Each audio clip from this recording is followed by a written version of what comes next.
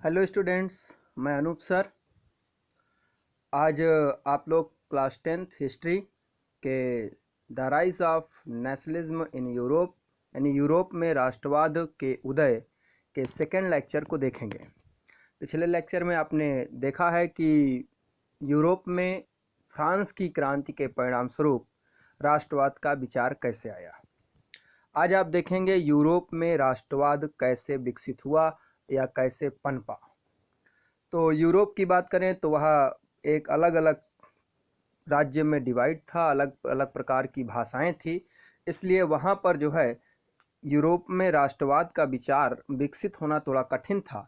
इसलिए कौन कौन सी घटनाएं हैं जिनके कारण यूरोप में राष्ट्रवाद की भावना जागृत हुई यानी कि नेशनलिज्म आया, तो इसको हम आगे देखना शुरू करते हैं। 1815 के बाद एक नया रूढ़िवाद, पिछले वीडियो में आपने देखा था नेपोलियन जो था उसने मोनार्ची यानी राजतंत्र को समाप्त किया था, राजतंत्र को स्थापित किया था, किसको समाप्त करके, डेमोक्रेसी को समाप्त करके, या कहें कि जो वहाँ पर पहले से लोकतंत्र था उसको समाप्त किया और नेपोलियन ने वहाँ पर एक मोनार्ची या राजतंत्र को लागू किया।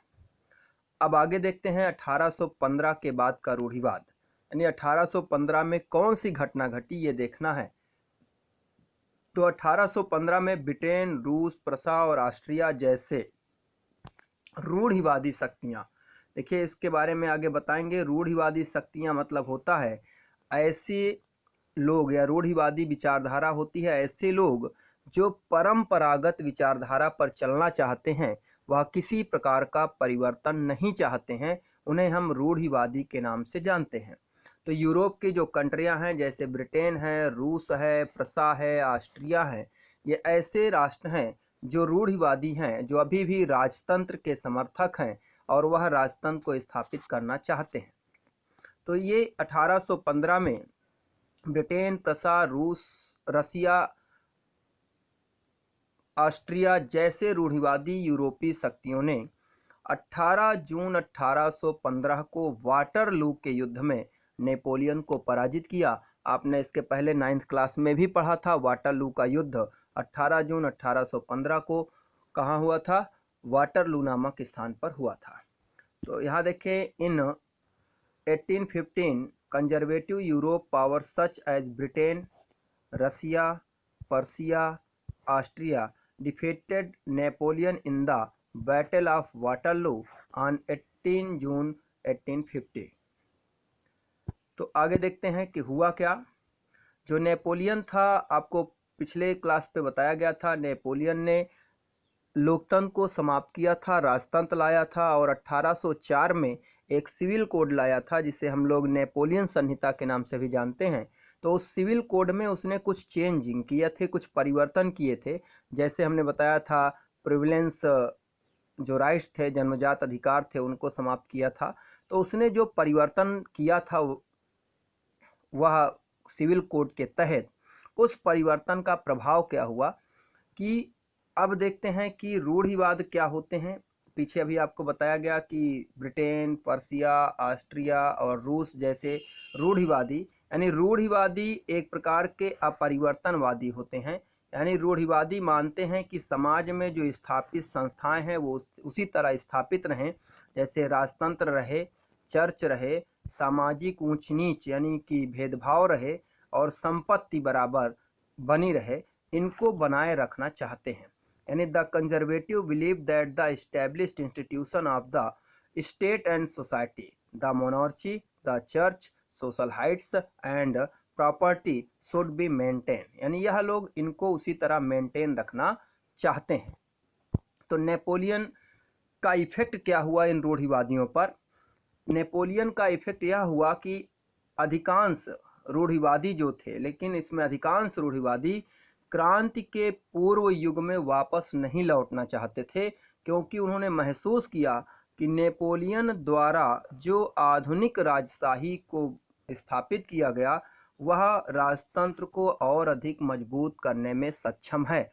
नेपोलियन का भी शासन राजतंत्र था, उसके बाद जो शासन आएगा वो भी राजतंत्र होगा, लेकिन अंतर यह है कि नेपोलियन ने पुराने राजतंत्र से नए राजतंत्र में कुछ संशोधन, कुछ चेंजिंग कर दिया, कुछ परिवर्तन कर दिया, उसके कारण जो यहाँ के कंजर्वेटिव लोग थे उनमें यह एक विचारधारा आ गई कि हम क्यों ना नेपोलियन की तरह अपने राजतंत्र को, अपने मोनार्ची को आगे बढ़ाएं। तो वही है, but most conservative did not want to return the pre revolution era as they realized that modernization intended by Napoleon was capable of further strong से है स्ट्रेंगथ द मोनार्ची, यानी जो मोनार्ची है उसको और अधिक स्ट्रांग बनाया जा सकता है, मजबूत बनाया जा सकता है। इसलिए बहुत से कंजर्वेटिव लोग थे जो अब प्री रिवोल्यूशन इरा में, यानी पुराने रिवोल्यूशन से पहले के समय में नहीं जाना चाहते थे। किंतु आगे हुआ क्या? नेपोलियन की हार के बाद वियना में एक सम्मेलन का आयोजन किया गया। नेपोलियन को हराने वाले आपको बताया गया था ब्रिटेन है, रूस है, प्रसा है, ऑस्ट्रिया है। ये रूढ़िवादी यानी कंजर्वेटिव लोग हैं और इन्होंने मिलकर वाटरलू के युद्ध में नेपोलियन को पराजित किया था। तो इनके द्वारा एक वियना में सम्मेलन का आयोजन किया गया जिसकी अध्यक्षता ऑस्ट्रिया के चांसलर ड्यूक मैटरनिख ने किया और 1815 में वियना संधि या वियना समझौता किया गया। ठीक है ना, 1815 में कभी आपसे पूछा जाए वियना संधि कब हुई थी, तो वियना संधि आपको याद रखना है, वियना संधि 1815 में हुई थी। इस सम्मेलन की या इस संधि के अध्यक्ष कौन थे? ऑस्ट्रिया के चांसलर ड्यूक मैटरनिख थे। इसका उद्देश्य क्या था? फ्रांस में कई परिवर्तनों को समाप्त करना। तो आगे देखते हैं कि वियना संधि से कौन कौन से चेंजिंग हुए। तो यहाँ देखें, but after Napoleon defeat a conference was held in Vienna which was president order over by Duke Metternich, यानी इसके जो प्रेसिडेंट थे वो कौन थे? Duke Metternich. कौन थे Duke Metternich? The chancellor of Austria. In 1815 the resolution of the Treaty of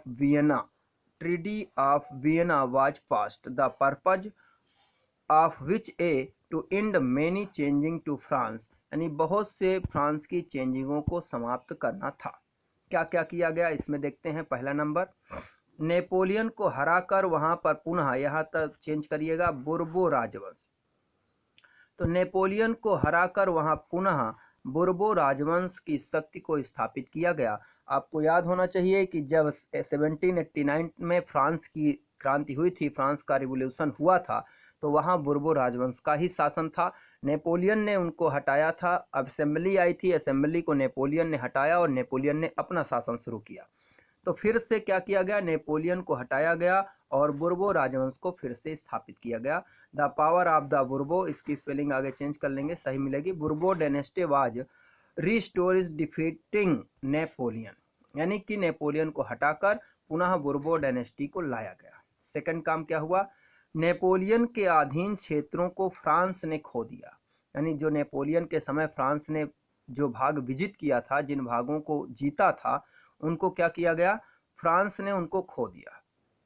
C number क्या हुआ? फ्रांस की सीमा पर कई राज्य स्थापित किए गए ताकि भविष्य में फ्रांस का विस्तार न हो सके, यानी many state were established on the French border so that French could not expanded in future.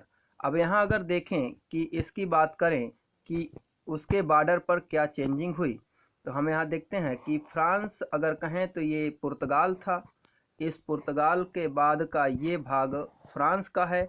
इस फ्रांस के भाग पर अगर देखें तो इधर जिनेवा, यहाँ पर इन्होंने यहाँ पर जिनेवा, इधर पोलैंड, यहाँ पर प्रसा को भाग दिया गया और इधर ऊपर की बात करें तो यहाँ पर जो है नीदरलैंड को बसा दिया गया। यानी जो फ्रांस का बॉर्डर था, इस बॉर्डर पर राज्यों को स्थापित कर दिया गया जिससे फ्रांस अपना विस्तार न कर सके। नेक्स्ट चलते हैं।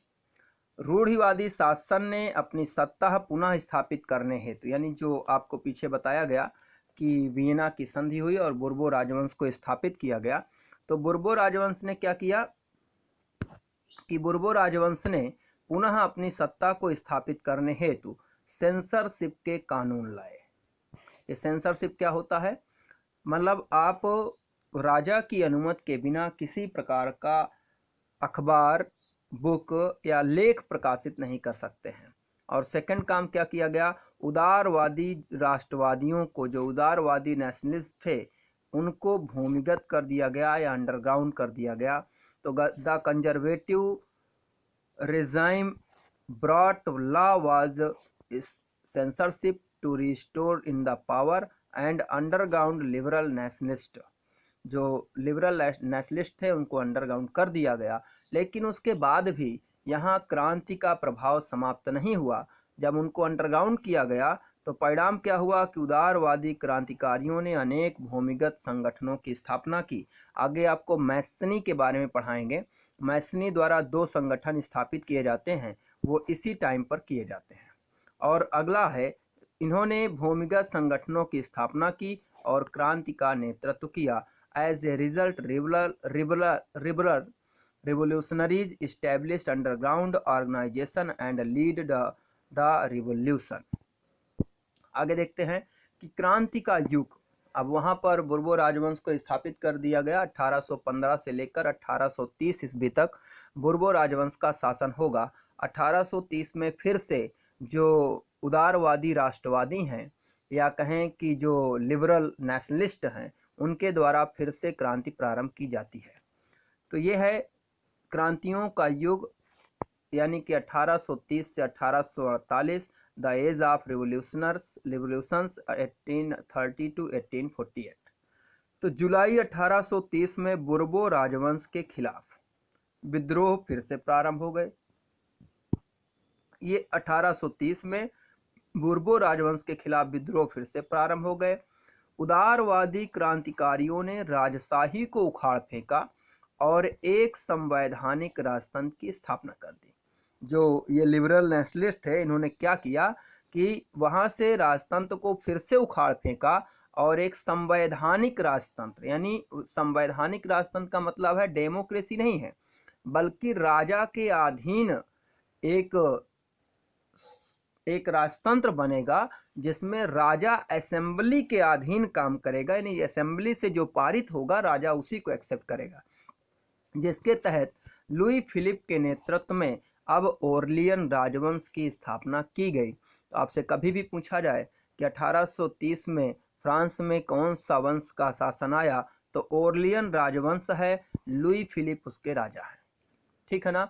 ओरलियन राजवंश किसको समाप्त करके आया? बुर्बो राजवंश या बुर्बो डायनेस्टी को समाप्त किया गया। उसके बाद ओरलियन राजवंश या ओरलियन डायनेस्टी आई।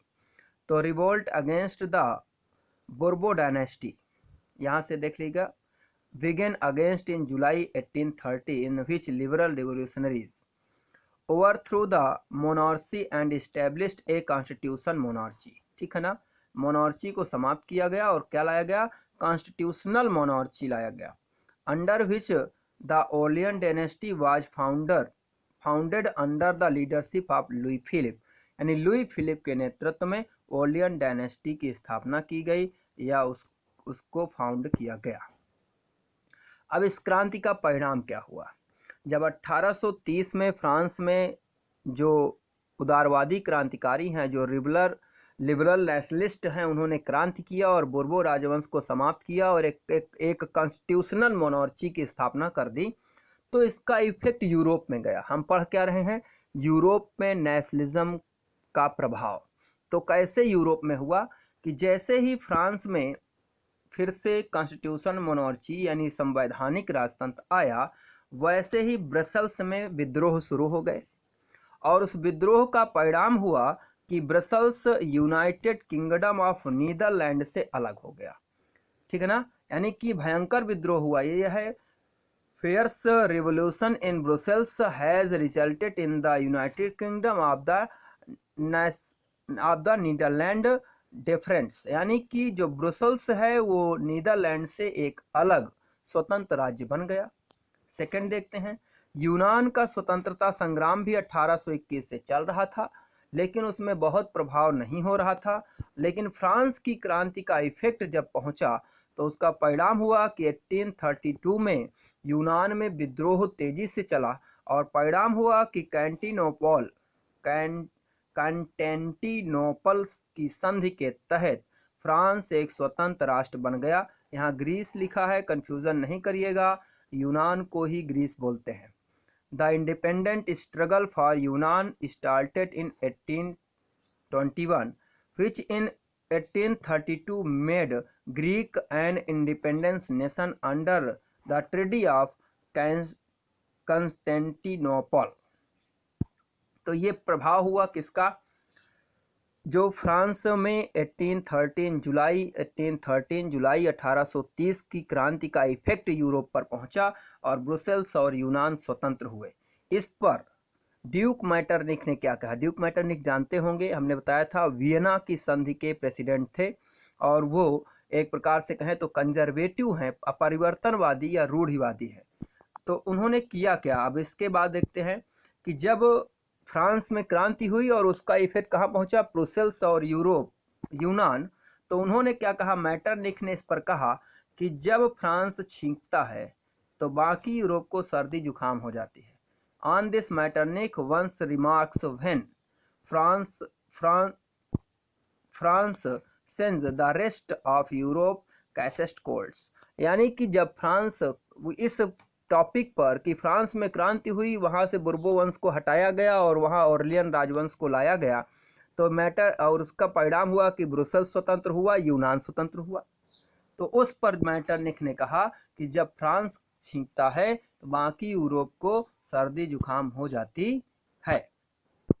नेक्स्ट देखते हैं अब 1830 के उदारवादियों की क्रांति। अब हम 1848 की क्रांति, अभी हम लोग 1830 की क्रांति देख रहे थे।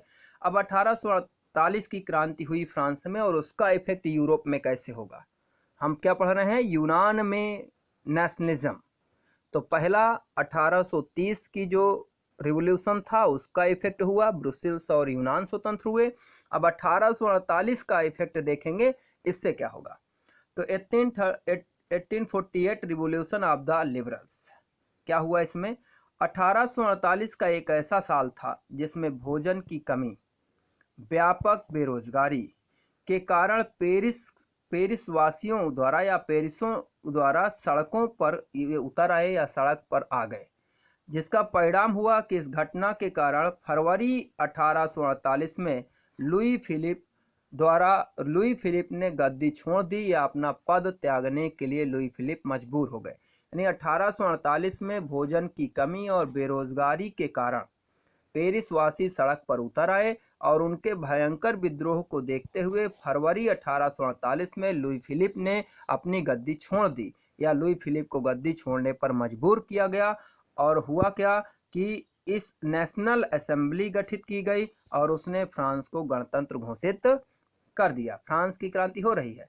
अब यहाँ पर ऑर्लियन राजवंश को समाप्त किया गया। ऑर्लियन राजवंश आपको बताए थे कॉन्स्टिट्यूशनल मोनार्ची है, संवैधानिक राजतंत्र है। अब उसको समाप्त करके फ्रांस को पूर्णतः क्या घोषित किया गया, गणतंत्र घोषित किया गया।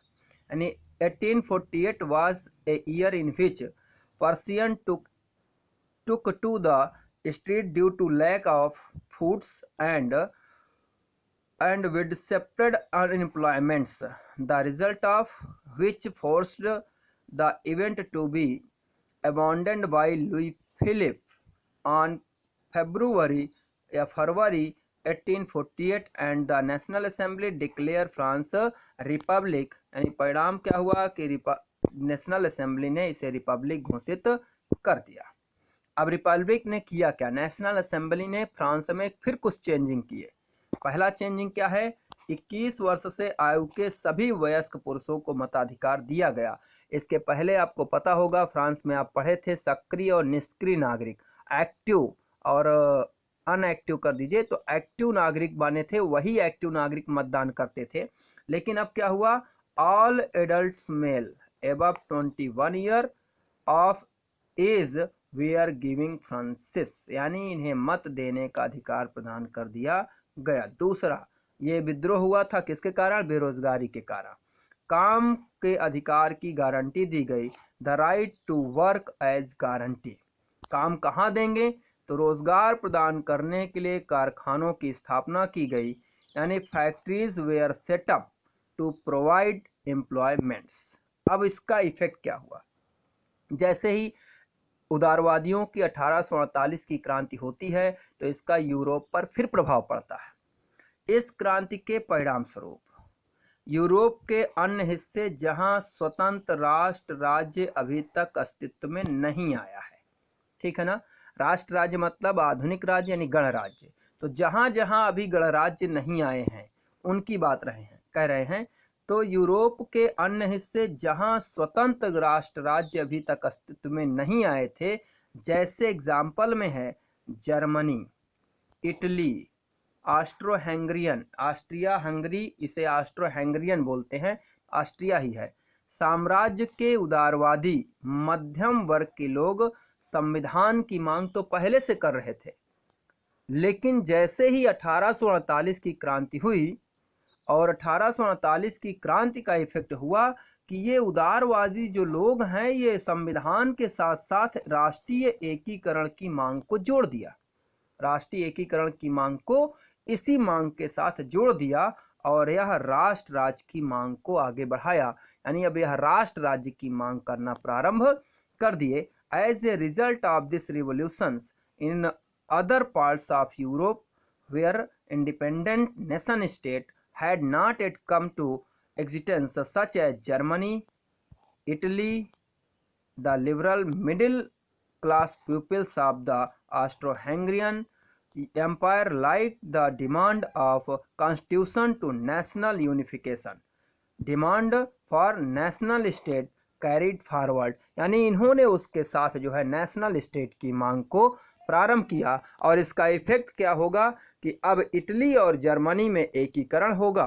तो हम अब नेक्स्ट टॉपिक पढ़ेंगे इटली, यूनिफिकेशन ऑफ जर्मनी, यानी जर्मनी का एकीकरण, और इस पार्ट को हम नेक्स्ट वीडियो पर देखेंगे। अगर आपको हमारी वीडियो पसंद आई हो तो इसे लाइक करें, कमेंट्स करें और हमारे चैनल को सब्सक्राइब करें।